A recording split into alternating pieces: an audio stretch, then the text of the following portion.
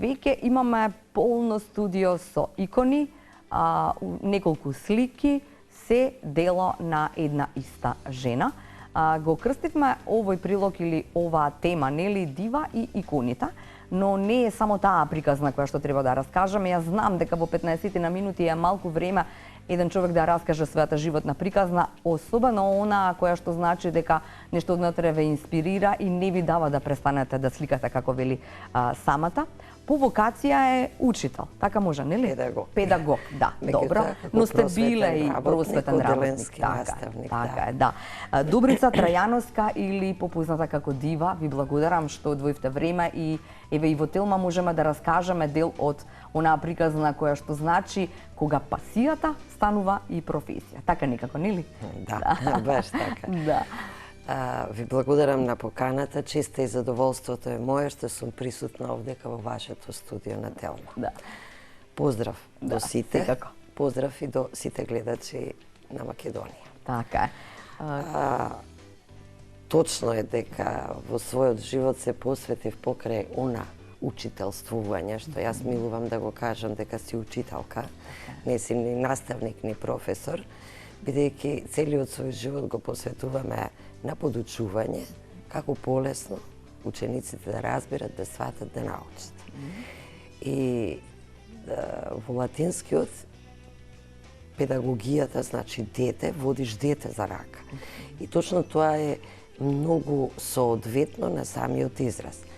Покрај сето тоа, во својот живот, уште од можеби најраната возраст, започнав дома со чкртки, мртки, со цртежи, кои подоцна во школските денови одеа на изложбените катчиња во училишните холови, учество меѓу училишни надпревари и така натаму.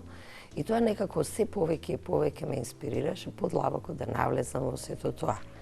А она што најмногу го научив е во средношколските денови од мојот професор по ликовно во прва година гимназија, каде што се запознав со повеќе техники во уметноста, техники на самото работење. Искрено сега да кажам, јас не сум цртач, јас сум сликар. Затоа што, дајте ми молив, не знам да нацртам. Не знаете со молив ништо? Да. Сето тоа што го во однос на икониве треба да се направи еден цртеж, сето тоа се прави во една шема на квадратчиња соодветна големина и така се прецртува. Така се прави. Инаку четката која ќе ја поставам иконата, целата се покрива со една боја, само некаде точкички оставено каде се очи, каде уста, нос и така натаму. Четката после сама ме води. Сама оди? Да, во еден наврат, во една статија рече еден новинар дека боите ја представувале душата, моето задоволство, радоста и погледите во животот. И мислам дека до ден денеска е така. Значи, умешноста ми е во четката. Така е. Кога зборуваме за иконите, ајде наопачки ќе ја тргнеме затоа што веќе ги споменавте, па ќе се вратиме и кај сликите, не дека тие сте ги заборавила. На почетокот, нели, на вашето тоа пасионирано цртање, ми рековте дека сега работите по нарачка, нели? На иконите, и она што е многу важно да им кажеме на луѓето дека кога некој од некакви причини нема да ја земи иконата, таа дури не може да се продаде на друг. Едноставно така одат тие работи.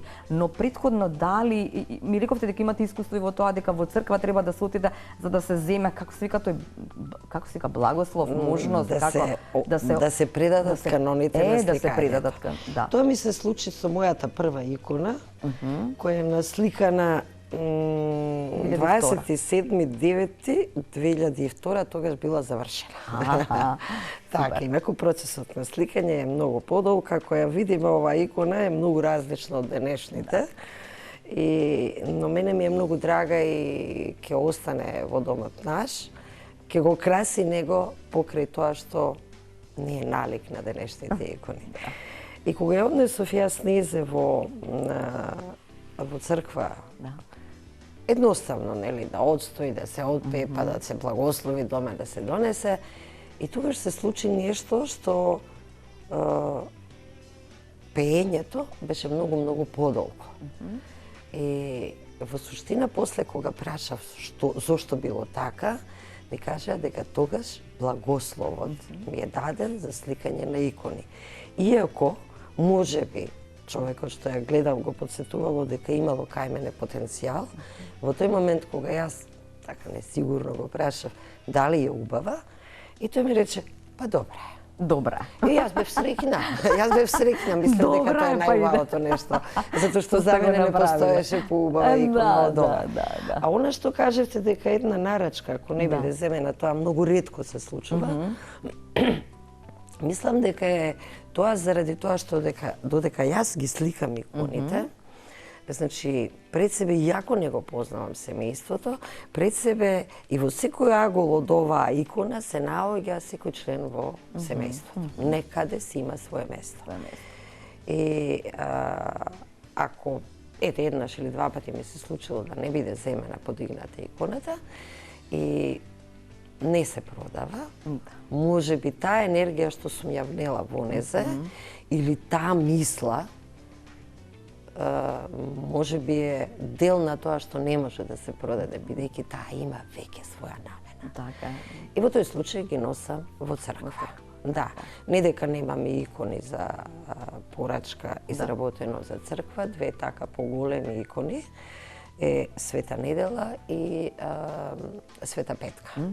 Во Габреш, манастир, мислам дека беше Света Петка. Мислам. Да не сгрешам. Да, Света Петка е нашиот заштитник, семеен зборувам, да. Обично Света Петка е на многу семејства заштитник, инаку Богородица е заштитник на секое семејство. На секое семејство. Воопштено. Значи можете и Богородица и вашиот заштитник да го имате дома. Да. Добро, колку време е потребно? Има тука инспирација или се некако повторно во однос на тоа, или некакви точки кои што треба да се создадат лик? Каноните во суштина представуваат правила во представување на светците. Меѓутоа, меѓу 1000 икони да ја видам, својата ќе ја препознам и луѓето што мене ме познаваат ќе ги препознаат иконите, дека се мој, што значи дека секој еден иконописец внесува нешто свое што е нека е малечко, ама потоа е препознатлив. Значи, тоа е појако од секој човек, што си го внесува својот дел од душата. Она што ти како изведувач на нешто, го доживуваш и така го представуваш. Инаку во семејството немате никој од кој што можевте да учите, освен од својот професор. Не знам дали го споменавте Сотир, така ми рековте, Сотир треба да го споменам. Тој беше, да, Сотир, професорот во средно, што во средно.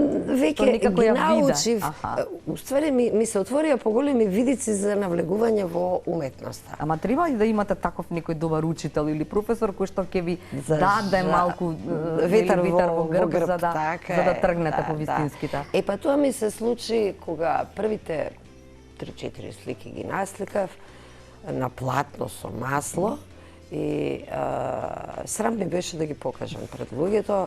Мислев дека тоа не е убаво и така натаму, како и секој почетник што не е сигурен во себе. Време треба да помине, искуство треба да се наталожи за да бидеш сигурен во она што го работиш, дека да, сега е добро. И не знам што да правам, ги криев и од гостите дома што ќе ни дојдат. Ги зедов сликите и отидов на факултетот за ликовна уметност и влегувам така низ тоа ходниците, реков, ќе одам кај некој професор по сликарство да ми каже дали ова што го работам е добро или не, може би грешам во нешто и така натаму, не дека тој мене ќе ме насочи во нешто затоа што тој нема време тоа да го направи. И го прашувам човекот, дојдена сум по сликарство професор, сакам да се консултирам нешто со него и вика, на правото место сте. И така, отидовме во неговиот кабинет и му ги покажам што е работа, еве ги сликави, викам, што вие би кажале. И мене срцево, мислам дека 100 на сат, тогаш ми одеше, чукаше бескрајно. И ги гледа последно кратко време, вика, колку време сликате? А јас? првите слики беа тоа Тоа. на платно. На платно, предходно, на што ќе ми дадеше? На шперплуча, на хартија, масло на хартија. Кај може да биде од другата страна се пресликува, но за мене не можеше во тој момент. Секој парче дома по дебела хартија беше исликана.